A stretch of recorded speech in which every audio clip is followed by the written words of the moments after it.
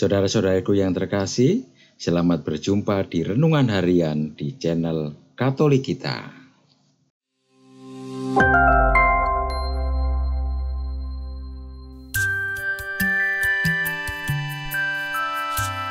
Hari ini, Sabtu, 19 Oktober 2024, Pekan Biasa ke-28.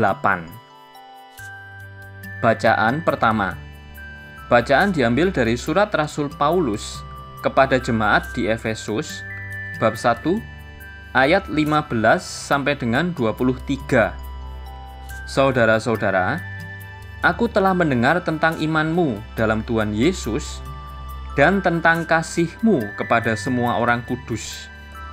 Maka aku pun tidak berhenti mengucap syukur karena kalian, dan dalam doaku, kalian selalu kukenangkan.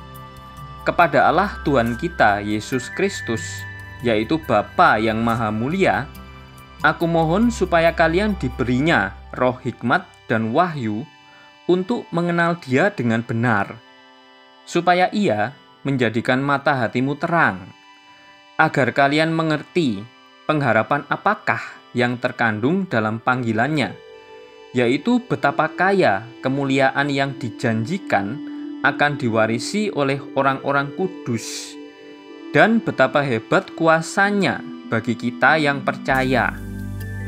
Kekuatan itu sesuai dengan daya kuasa Allah yang berkarya dalam Kristus, yakni kuasa yang membangkitkan Kristus dari antara orang mati, serta menempatkan Dia di sisi kanan Allah dalam surga. Di situ, Kristus jauh lebih tinggi dari segala pemerintah dan penguasa, kekuasaan dan kerajaan, serta tiap-tiap nama yang dapat disebut, bukan saja di dunia ini, melainkan juga di dunia yang akan datang. Segala sesuatu telah diletakkannya di bawah kaki Kristus, dan Dia telah diberikan Allah kepada jemaat sebagai kepala dari segala yang ada. Jemaat itulah tubuhnya, yaitu kepenuhan dirinya, yang memenuhi semua dan segala sesuatu. Demikianlah sabda Tuhan. Syukur kepada Allah. Bacaan Injil. Bacaan diambil dari Injil Lukas bab 12 ayat 8 sampai dengan ayat 12.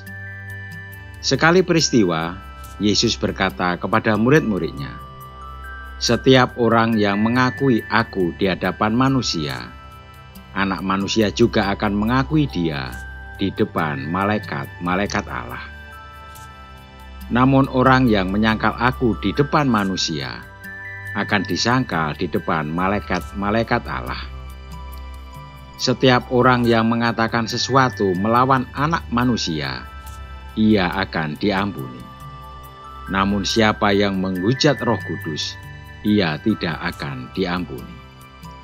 Apabila orang menghadapkan kamu kepada majelis di rumah-rumah ibadat atau kepada pemerintah dan penguasa, janganlah kamu khawatir bagaimana kamu harus membela diri dan apa yang harus kamu katakan.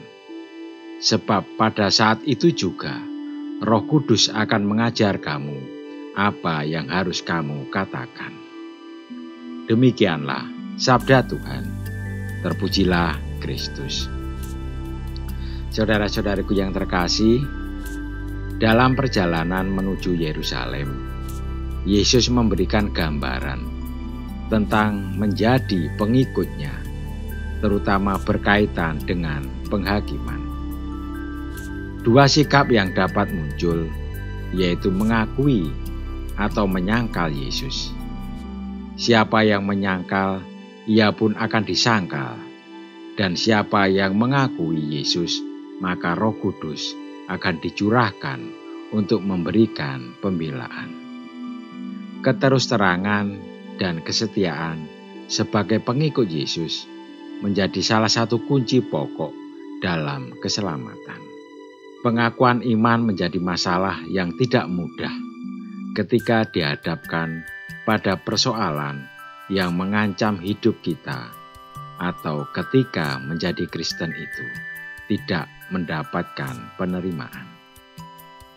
Namun sebenarnya bukan persoalan dan tantangan yang berasal dari luar yang membuat kita drop dan mengingkari Yesus, melainkan karena kita sendiri tidak yakin pada kebenaran iman yang kita yakini. Kita masih beriman di permukaan. Penting bagi kita di dalam keluarga untuk memupuk kebanggaan sebagai pengikut Kristus. Kebanggaan itu harus diwujudkan dengan ketekunan untuk belajar dan belajar. Roh Kudus menyentuh dan menerangi kita. Kita akan menangkap kebenaran iman Kristen, dan dalam situasi apapun kita akan tetap mengakui Yesus. Berhadapan dengan anggota keluarga yang mengalami kegoyahan dalam iman, tidak cukup kita hanya mendebat dan menjelaskan mengenai ajaran-ajaran iman. Akan tetapi kita perlu mendoakan dan mengajarnya untuk masuk dan mengalami perjumpaan dengan Yesus secara pribadi melalui retret atau permenungan terbimbing dari orang-orang yang kompeten. Keputusan iman untuk menerima atau menolak Yesus tidak ada pada kita, tetapi pada pilihan hati mereka. Hal yang penting mendasar adalah mereka mendengarkan suara Roh Kudus dan tidak boleh mengingkari hati nurani mereka yang terdalam. Apa itu dosa sakrilegi? Dosa sakrilegi merupakan dosa yang dilakukan dengan sengaja dan secara sadar melanggar atau menodai sesuatu yang dianggap suci atau kudus, seperti sakramen-sakramen Gereja Katolik, terutama Ekaristi Kudus. Dalam Gereja Katolik, dikenal dan kita imani bahwa kita tidak dapat mengungkapkan diri sepenuhnya kepada Tuhan.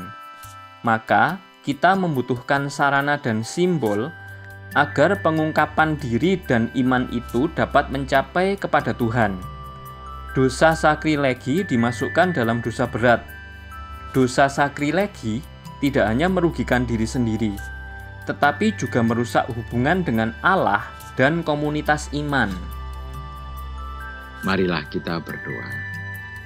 Ya Bapa, teguhkanlah kami dalam iman dan kuatkanlah saudara-saudari kami yang mengalami keraguan iman agar mampu mendengarkan suara Roh Kudus. Amin. Saudara-saudariku yang terkasih, terima kasih atas kebersamaannya di dalam renungan harian ini. Kita akan berjumpa kembali di renungan harian berikutnya. Berkah dalam.